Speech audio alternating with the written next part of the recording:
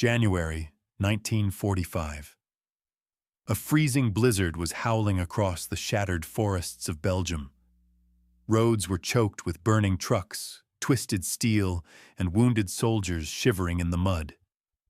General George S. Patton, Jr. was out on the front line, riding in his open jeep, his face hardened by the freezing wind. Suddenly, his convoy slammed on its brakes. A narrow crossroads was blocked. A column of captured SS prisoners was marching down the road, led by an arrogant Waffen-SS Sturmbannführer who refused to step into the muddy ditch to let American medical trucks pass. He stood in the middle of the road, telling the young guards that an SS officer does not ruin his boots for wounded enemy troops. The door of the lead jeep flew open.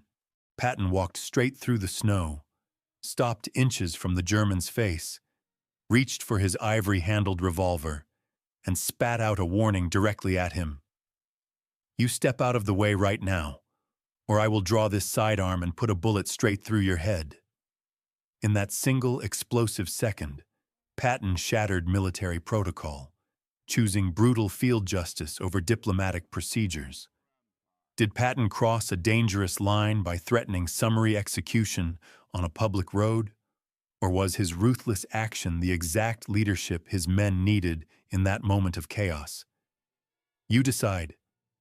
Tell me in the comments right now. If you were standing on that frozen road, watching an enemy commander block medical trucks, what would you have done? To understand why Patton was ready to risk a court-martial on an open battlefield, you have to look at the devastation surrounding that Belgian crossroads. The Third Army was pushing through the bloody aftermath of the Ardennes offensive. American soldiers were fighting through frostbite, artillery fire, and absolute exhaustion. The SS Sturmbannführer blocking the road was a senior commander from a division known for committing horrific atrocities against both civilians and captured soldiers throughout the sector.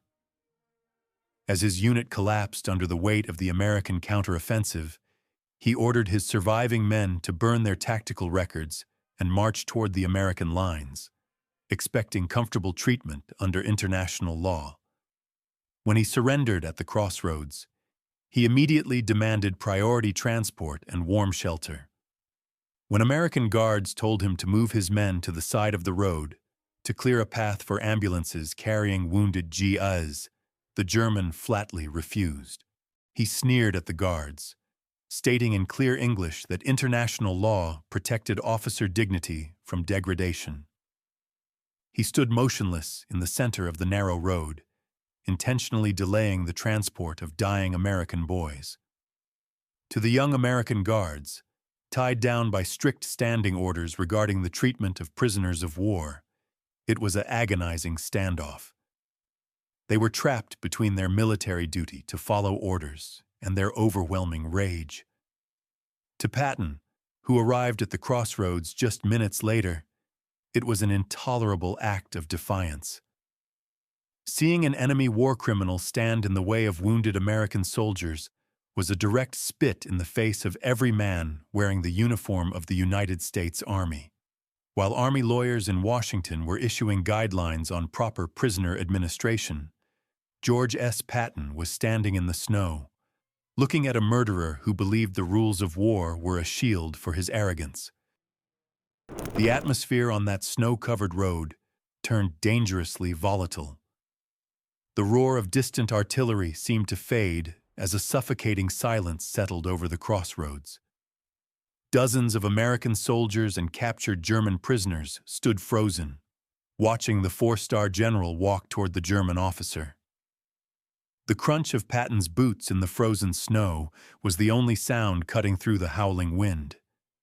He walked up until he was standing chest to chest with the SS Sturmbannführer. The German didn't step back. He adjusted his collar, looked down at Patton, and asserted that any physical harm or humiliation inflicted on him would be reported directly to the International Red Cross as a violation of war protocols. Patton leaned in close, his face turning red with rage, his voice dropping to a harsh, gravelly whisper that cut like a razor. "You dare talk to me about protocols?" Patton snarled, pointing a leather-gloved finger straight at the German's chest. "My boys are bleeding out in those trucks behind you while you stand here playing the proud officer. You are not a soldier. You are a coward hiding behind a piece of paper." The SS officer's eyes flashed with anger, but his arrogance remained intact. He sneered back, "Your own high command will relieve you of duty if you touch me." Patton didn't shout. He slowly unbuckled the leather strap, keeping his ivory-handled revolver in its holster. He placed his hand over the grip and let the cold metallic latch snap open. The sound was unmistakably clear to everyone standing on that road. Ask yourself this right now. When faced with an enemy who uses human rights as a weapon while showing zero humanity, is strict adherence to procedure justice, or is it weakness? Let me know your thoughts in the comments below. Patton drew the heavy revolver halfway out of its leather holster, locking his cold glare onto the German officer's eyes, and delivered an ultimatum that no one on that battlefield would ever forget. "Washington is 3,000 miles away," Patton said, his voice dropping into a calm, deadly tone that carried across the quieted crowd. "On this road, I am your judge and your jury. If you do not move your men into that ditch in 5 seconds, I will pull this trigger, put a bullet through your head, and leave your body in the snow for my trucks to roll over. And I will write in my logbook that you were shot trying to run." A wave of shock rippled through both the American guards and the German prisoners. The SS Sturmbannführer stared at Patton, searching his face for any sign of a bluff. But there was none. He saw a battle-hardened commander who cared nothing for diplomatic consequences or press backlash if it meant removing an obstacle in the path of his wounded soldiers. For 5 agonizing seconds, no one breathed. The wind howled across the frozen trees as the German officer looked down at the exposed ivory grip of Patton's revolver. 1 second passed. 2 seconds. 3 seconds. The silence on that road was suffocating. Every American guard held their breath, hands tight on their rifles, unsure if they were about to witness a summary execution of an enemy officer right in the middle of a war zone. Then, the arrogance in the German officer's eyes suddenly shattered. The color completely drained from his face, leaving him pale and trembling. The man who had spent years inflicting terror on helpless civilians and wounded captives suddenly realized that he was standing before a general who played by the brutal realities of the battlefield, not the polite rules of a courtroom. Slowly, his knees shaking violently beneath his uniform, the German officer took a step back, turned around, and stumbled directly into the knee-deep, muddy ditch. The entire column of SS prisoners, seeing their proud commander break down in total terror, immediately followed him, scrambling into the freezing mud to clear the path. The road was clear. Patton didn't fire a single shot, but he had completely broken the spirit of the elite SS commander in front of hundreds of witnesses.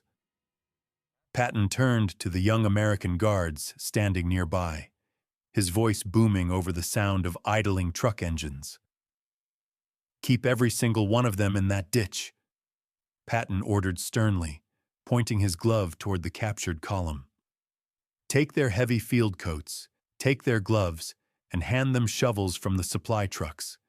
They don't take one step out of that mud until every single mile of this road is completely cleared of snow and ice for our ambulances. If that commander opens his mouth to complain again, put him at the very front of the work detail with the heaviest shovel." The American guards snapped to attention, their exhaustion instantly replaced by overwhelming morale. They quickly moved in, stripping the German officers of their warm outer gear and forcing them into the freezing slush to begin clearing the road. As the first American ambulance slowly drove past the cleared lane, the drivers leaned out, shouting their gratitude to Patton. The arrogant SS officer, who just minutes earlier had refused to ruin his boots for wounded enemies, was now down on his knees in the freezing slush, shoveling ice with his bare hands so American boys could reach the field hospital. Patton stood by the edge of the road, watching until the last medical vehicle passed safely through the crossroads. Only then did he slowly restrap his revolver back into its leather holster, button his coat, and walk back to his open Jeep. He climbed inside, looked back at his driver, and calmly motioned for him to head straight toward the front line, acting as though nothing extraordinary had just occurred. Why was this dramatic confrontation at the Belgian crossroads hidden from official Third Army records for over 80 years? The answer lies in the high-stakes political environment of post-war Europe. Supreme Headquarters could never allow public documentation showing that one of its most prominent field commanders threatened summary execution to force compliance on a public road. Admitting that Patton used the threat of immediate death to handle enemy officers would have sparked an international diplomatic crisis and provided enemy propaganda with endless ammunition. Reports written by eyewitnesses were quietly suppressed, officers involved were reassigned, and the official logs were sanitized to record only routine troop movements. Yet, the soldiers who stood on that frozen road never forgot what they witnessed. They knew that while politicians in Washington managed public relations, George S. Patton was a leader who put the lives of his wounded men above all else, regardless of the personal cost. Now, I leave the final debate to you. Was Patton's threat of immediate execution a necessary display of field leadership to save American lives? Or did his disregard for military regulations cross a line that no officer should cross? Drop your thoughts in the comments below. Subscribe to the channel for more unedited history, and I will see you in the next episode. History doesn't always give us easy answers. Now I'd like to hear your opinion.